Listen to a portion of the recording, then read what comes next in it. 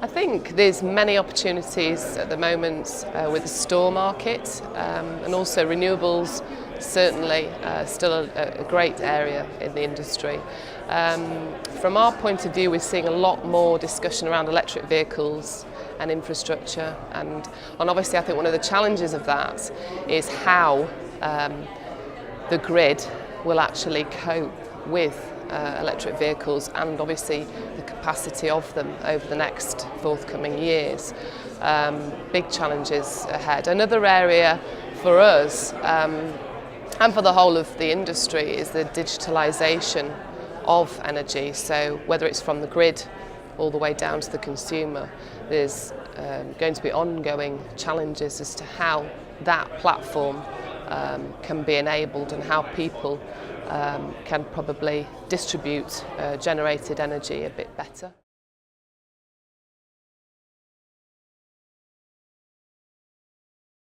I think certainly our customer base is high voltage consumers of power, and what they really need to think about is looking at their high voltage infrastructure and assessing whether they need to basically change their assets. Because of the legislation change coming into force in 2021, people need to look at their aged assets and actually think about changing those.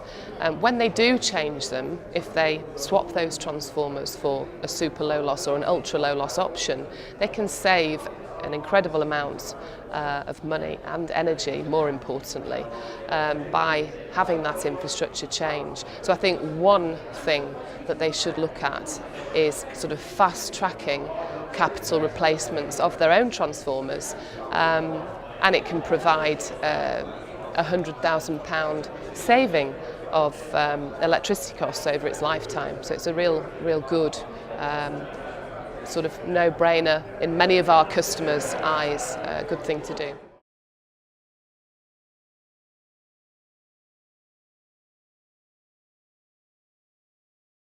We actually know now that the average age of a distribution transformer is 63, which is it's a shock. It's a shock for many of our customers, and that's across the UK, the average age. And so what that means is that really people are running transformers that are perfectly happily running, but they are silent energy guzzlers in essence. A statistic that's quite interesting is that 3% of all energy generated worldwide is just wasted through transformer losses.